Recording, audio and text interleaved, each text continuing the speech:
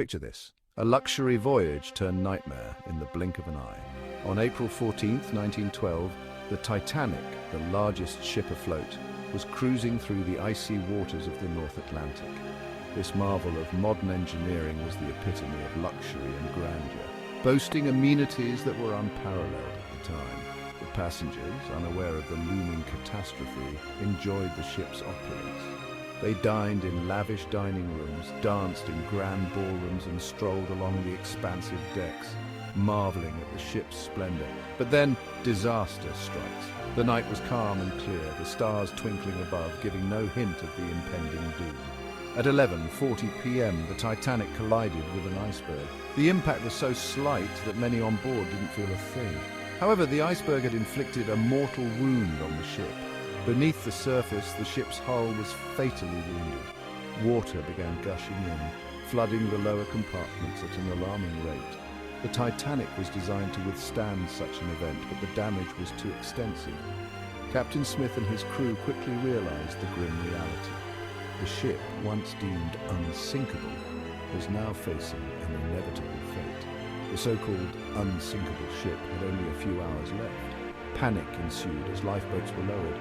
The crew tried to maintain order, but fear and confusion spread rapidly among the passengers. With only enough boats for half the passengers, it was chaos and heartbreak.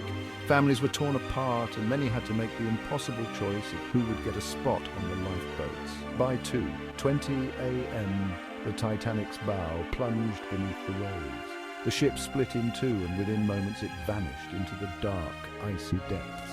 The once majestic liner was now a ghostly memory beneath the ocean. Over 1,500 souls were lost that night. The freezing waters claimed the lives of many who had managed to escape the sinking ship.